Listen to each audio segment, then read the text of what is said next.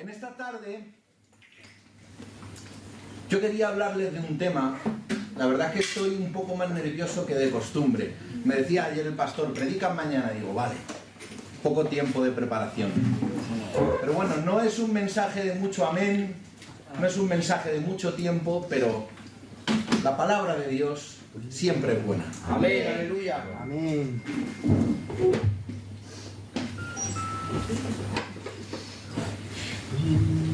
Y a veces es mejor decir poco bueno que mucho que tiene poco sentido. Viendo un poco cómo está la sociedad hoy día, cómo está la gente, cómo estamos todos, me he dado cuenta de que hoy día necesitamos ver demasiado. Con el tema de las redes sociales, con todo en general, ¿no? Tenemos todo muy fácil, muy a la mano, y nos hemos acostumbrado mucho a ver. Nos hemos acostumbrado... que a mí los fondos me distraen un poquito. Entonces luego cuando vayamos entrando un poquito más en el mensaje, Abraham, hacemos un fondito. Les decía que, por lo general, estamos muy acostumbrados a ver mucho. Y sobre todo nos hemos acostumbrado a ver para creer. Hemos creado como una especie de pantalla que siempre necesitamos ver para creer algo. Ya nuestra fe no está tan activa. Ya siempre la fe se activa después de que vemos. Pero el reino de Dios es completamente distinto, es completamente al revés. Su palabra dice, bienaventurados los que no vieron y creyeron. La idea central del mensaje, lo que les quiero mostrar hoy es que la fe auténtica, la fe genuina, es aquella fe que reconoce la autoridad absoluta de Jesucristo. Es decir, aquella fe verdadera y genuina es aquella que ha entendido, que ha comprendido que Cristo es la única solución. Que si no es por Él, no obtenemos nada. Ni beneficios, ni milagros, ni nada bueno para nuestra vida. Pero el problema es que en el mundo nos hemos acostumbrado a que todo hay que verlo antes de creerlo. Pero Dios nos llama a creer y luego veremos. Santificaos hoy, porque mañana veréis maravillas. Gloria a Dios. Quiero entrar directamente en el mensaje, quiero entrar en la lectura. Y os voy a leer un pasaje que a mí me hace muchísimo bien y me parece extraordinario. Toda la Biblia me parece extraordinaria, pero este pasaje en concreto me parece uno de los más interesantes, no importantes, sí interesante. Se encuentra en Mateo capítulo 8, vamos a leer del versículo 5 en adelante. Dice así la palabra, en el nombre del Padre, del Hijo y del Espíritu Santo. Amén. Amén. Entrando Jesús en Capernaum, vino a él un centurión rogándole. ¿Vale? Yo voy a ir parando en ciertos puntos para ir poniéndole atención a ciertas cosas. Dice, entrando Jesús en Capernaum, vino a él un centurión rogándole. La palabra rogando quiere decir pidiendo con intensidad, seguramente que pidiendo, llorando, con necesidad. O sea, es un ruego, es un clamor. No le está pidiendo, no le está ofreciendo, no está diciendo, oye, a ver si tienes un ratito libre. No. Está rogándole, pidiéndole con intensidad, con necesidad.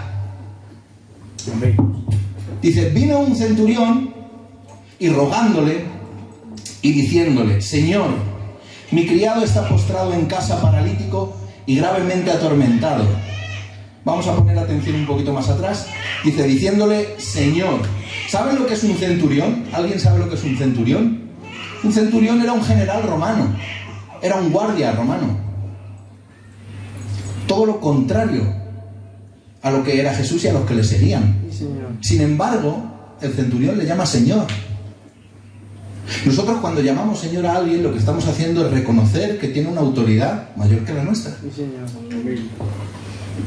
Y el centurión se había acercado a él rogándole y habiendo entendido que tenía más autoridad. Estamos hablando de un general romano.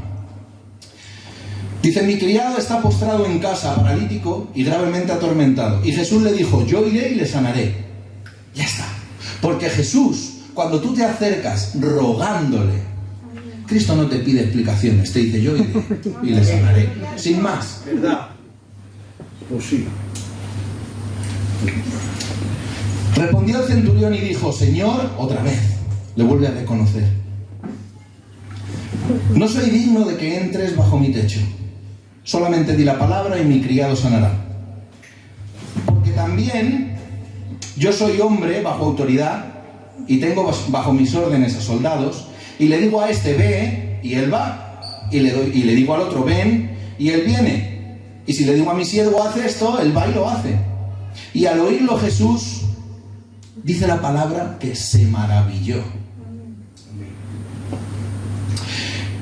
Y dijo a los que le seguían: de cierto os digo que ni aún en Israel he hallado tanta fe. O sea que Cristo no le pone pega porque ya ha visto el corazón del centurión. Pero además es que no ha visto tanta fe en Israel como la que vio en un romano. Vamos a saltar al versículo 13. Dice: entonces Jesús le dijo al centurión: ve. Atención a esto, ve y como creíste te será hecho. Él no le dice: ve porque tu criado ha sido sanado. No, le ha dicho: ve y tal y como has creído, eso será hecho. O sea, que si el centurión hubiese dudado, el criado no se habría sanado, porque lo que se hizo fue lo que creyó el centurión. Tal y como has creído, eso será hecho. Es que muchas veces pedimos a Dios cosas y realmente no las creemos. Dios mío. Y eso verdaderamente es un problema. Porque cuando pedimos sin fe, ¿cómo vamos a pedirle a Dios y cómo Dios nos va a cumplir algo que realmente no estamos creyendo? No tiene ningún sentido. Entonces por eso al centurión le dice: ve, tal y como has creído será hecho. Por eso digo que es un pasaje extraordinario, porque a mí el centurión me parece un hombre extraordinario. Porque no era judío,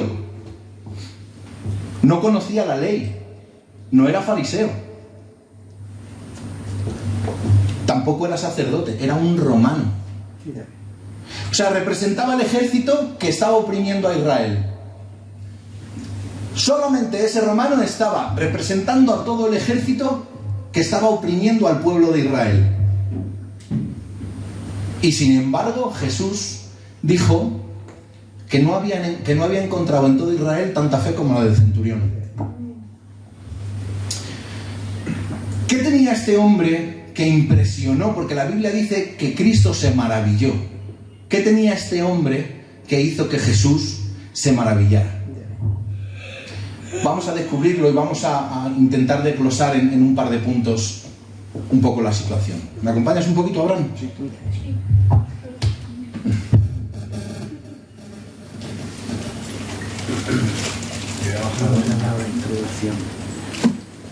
Dice: Señor,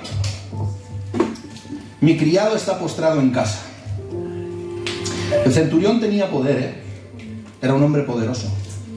El centurión tenía soldados, tenía dinero, tenía lugar, tenía autoridad, lo tenía todo. Sin embargo, tenía un problema que por sus propios medios él no podía resolver. Su siervo se estaba muriendo. Hay momentos en la vida en los que tenemos ciertos problemas y nosotros por nuestros propios medios no podemos solucionar porque nuestros recursos son limitados. Y llega un punto en el que nuestros recursos se acaban y se terminan y entonces ya no podemos hacer nada por nuestros propios medios. Pero el problema no es que no tengamos recursos, porque la realidad, si lo miramos con los ojos con los que Dios nos mira, recursos cero, no tenemos recursos porque no tenemos nada por nuestros propios medios. Pero el problema no es que no tengamos recursos, el problema es que nos creemos que sin Dios se pueden hacer las cosas.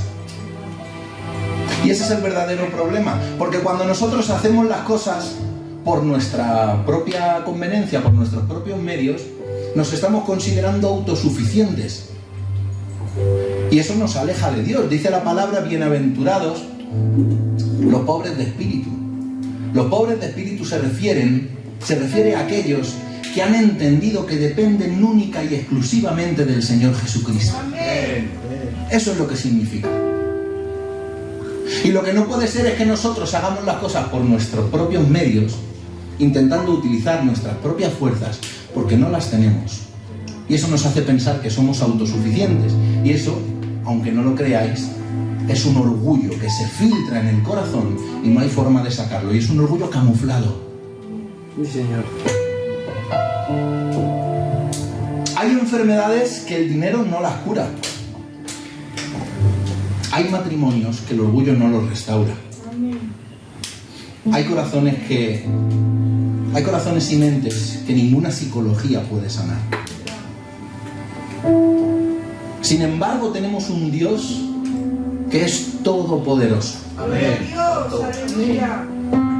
Y cuando nosotros echamos nuestros problemas, cuando echamos nuestras cargas, nuestras necesidades, nuestras dificultades, nuestro matrimonio, nuestros hijos, nuestra familia, nuestra economía, todo aquello que nos está pesando, todo aquello que nos está haciendo tener esas ansiedades que nacen hoy día, cuando nosotros las echamos en Jesús, entonces Jesús busca una solución. Ahora bien, todo, absolutamente todo lo que pasa en ese proceso es una solución de Jesús, independientemente de que la solución te guste o no. Porque la solución muchas veces no nos gusta. ¿Verdad? Porque a veces a Dios le pedimos que me quite algo y me lo quita de la forma que no me conviene. No sé si les ha pasado a veces que decimos, Señor, es que yo quiero vivir cerca de ti. Les voy a poner un ejemplo. Yo quiero vivir cerca de ti, pero es que no puedo porque cada vez que estoy cerca de ti la economía me va muy mal. Pues oye, a lo mejor es que la economía te hace ser de una forma de ser que no te conviene. Y lo que quiere Dios es forjar tu carácter. Aleluya. Entonces, independientemente de lo que ocurra en el proceso, independientemente de que te guste o no, es una solución. Pero esto solo pasa si nuestras cargas las echamos en Cristo. Hay personas que llegan a la iglesia después de haberlo probado todo. Tienen un problema y han gastado su dinero, y han pedido consejos aquí, y han pedido consejos allí, y no se les ha solucionado.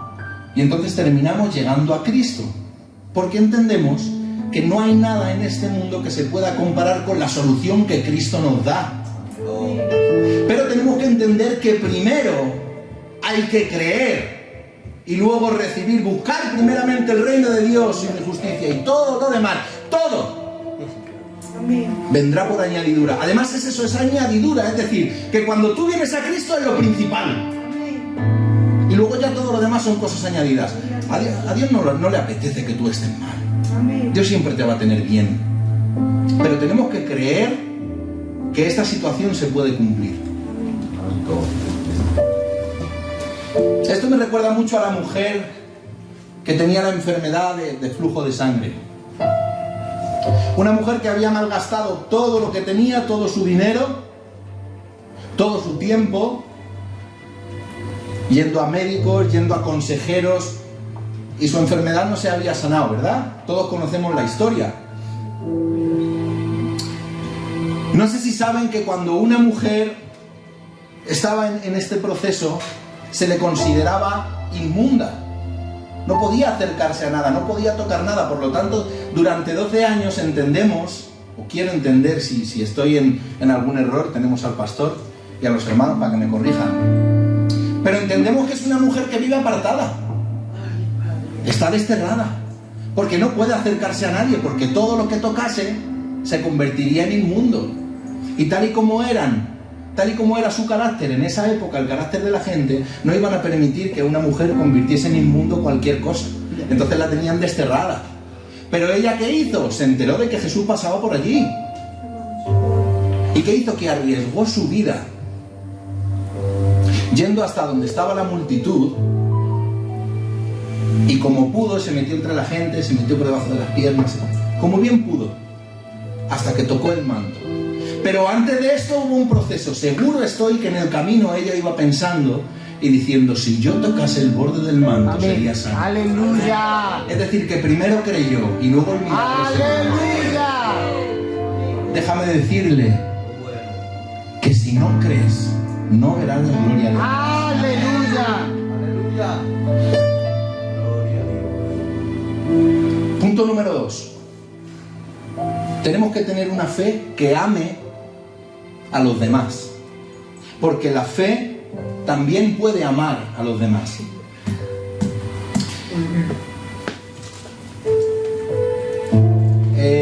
Estamos acostumbrados a pedir siempre para nosotros.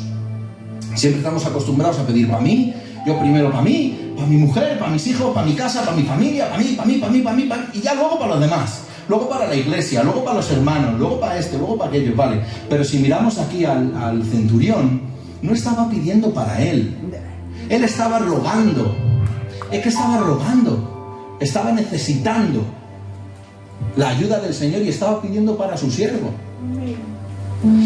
Y en esa época los siervos, los esclavos, los mayordomos eran reemplazables.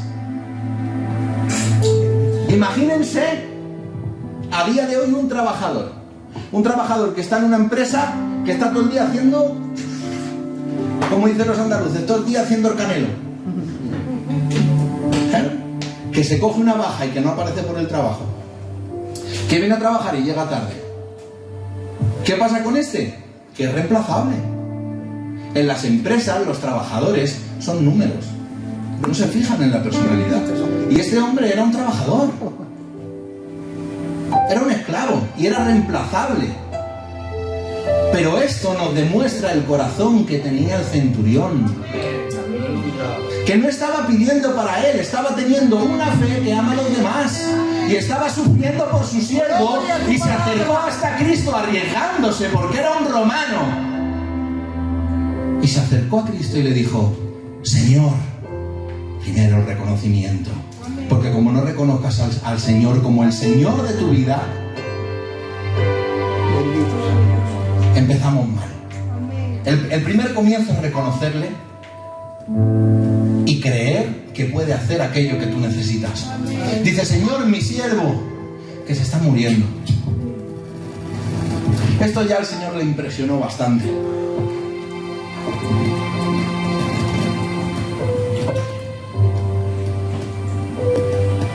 Esto también nos enseña que la autoridad no puede abusar. La autoridad no puede abusar de... ¿Cuál es la palabra correcta? La autoridad no nos puede hacer perder nuestra humanidad. Esa es la palabra concreta. Que nuestra autoridad no puede hacernos perder la humanidad. Les voy a poner un ejemplo. Imagínense el pastor. Pastor, perdóname, te voy a poner como ejemplo, ¿vale? Adelante. Si el pastor quisiera abusar de su autoridad como pastor y tratase mal a sus ovejas, las ovejas no estarían aquí. Y en caso de que estuvieran algunas, que estarían desganadas, Sí, Señor. de mala gana. Entonces vamos a pensar, ¿de qué forma tratamos a aquellos que dependen de nosotros? ¿Cómo tratamos a nuestros hijos? Dios. ¿Cómo tratamos a nuestras esposas? ¿Cómo tratamos a aquellos que dependen de nosotros? ¿Y cómo tratamos a los de fuera? Bendito sea. ¿Cómo tratamos a aquellos que tienen un lugar menor que el nuestro? Cuando vemos un mendigo por la calle, ¿cómo le tratamos? Dios de mi alma y de mi corazón. Esto también pertenece a la fe. Aleluya. Amar a los demás y pedir por los demás es una fe que ama, es una fe necesaria. Porque dice Santiago que Dios ensalza al humilde y humilla al altivo.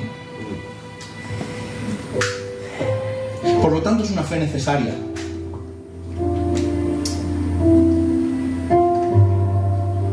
Dice la palabra que el mayor servirá al menor. Es así, ¿verdad? Siempre lo hemos oído. Pero ¿qué significa esto, que el mayor servirá al menor? Fíjense que fue el mismo Jesucristo y se humilló y se agachó a lavar lavar los pies de sus discípulos. Pero ya les digo yo que ningún siervo sirvió a su Señor como nuestro Señor sirvió a sus siervos. Ninguno. Es imposible y no lo vamos a encontrar. Porque la fe verdadera, punto número 3, siempre camina con humildad. Siempre. Amén.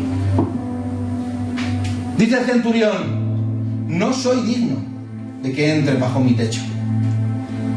Fíjense la humildad del centurión, ¿no? Era un hombre poderoso, qué impresionante. El hombre con más autoridad que hay en el relato. Es el hombre con más autoridad humana que hay en el relato. Y sin embargo dice: yo no soy digno de que entres bajo mi techo. Se siente indigno de estar delante de Jesús. Pero ¿saben por qué? Porque cuanto más nos acercamos a su presencia, más pequeños nos vemos. Pero no porque menguemos nosotros, sino porque su grandeza es cada vez mayor. Aleluya. Miren, les voy a poner un ejemplo. Todos sabéis bueno, la mayoría saben que me acabo de comprar un coche, que me encanta. Bueno, pues dentro de mi círculo de amigos, pues oye, creo que es de los mejores, de verdad. ¿A que sí, Abraham?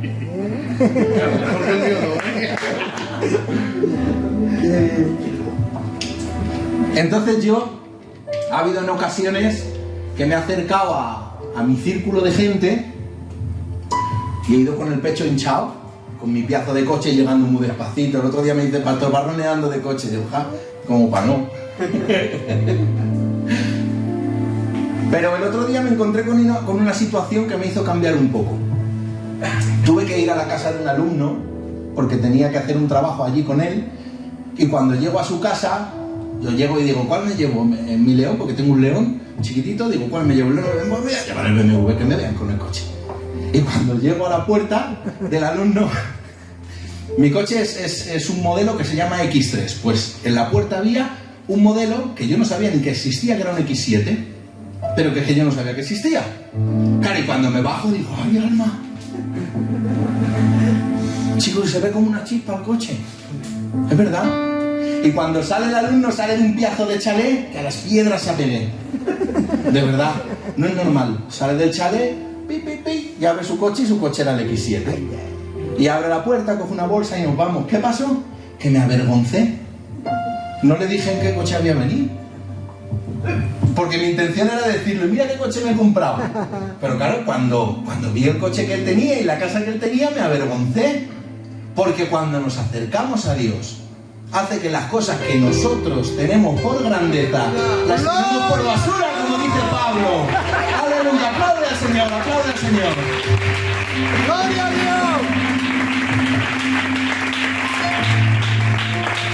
Cuando conoces a Dios, nos pasa como a Isaías cuando vio la gloria de Dios, que dijo: ¡ay de mí!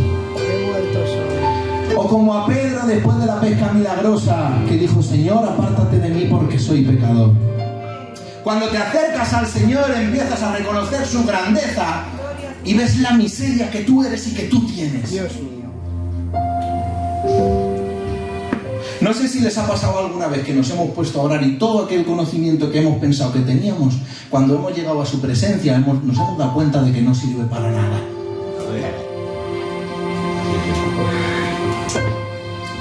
Aquí el centurión era una persona que sabía cómo funcionaba la autoridad.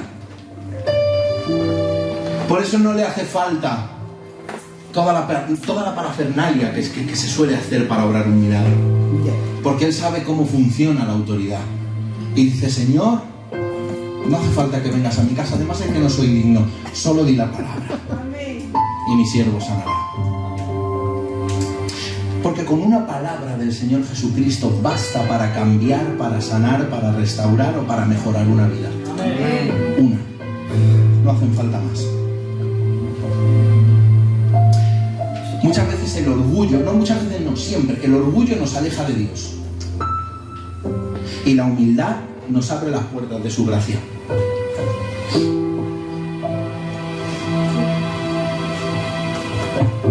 Como también les digo, aquí el centurión está hablando entendiendo lo que es la autoridad. Dice, yo tengo siervos. Y si yo le digo a mi siervo, ve, él va. Y si le digo, ven, viene. Y si le digo, hace esto, lo hace. Por eso di tú la palabra. Entendió que la palabra del Señor es poder. La palabra del Señor es poder. No tiene poder. No me gusta cuando dicen que la palabra tiene poder, porque lo que hoy tienes, mañana se acaba. Pero lo que hoy eres, lo eres siempre. Por eso la palabra es poder. Y le voy a lanzar una pregunta y con esto voy a cerrar el mensaje.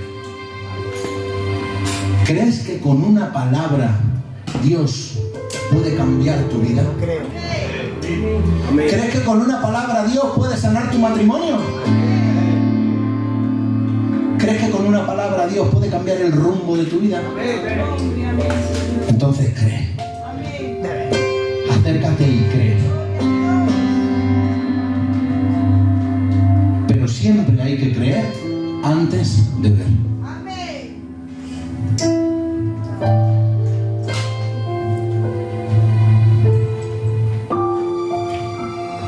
Si empiezo a decir más, voy a estar repitiendo una y otra vez lo mismo. Pero el mensaje es claro y sencillo. ¿Quieres ver la gloria de Dios hoy?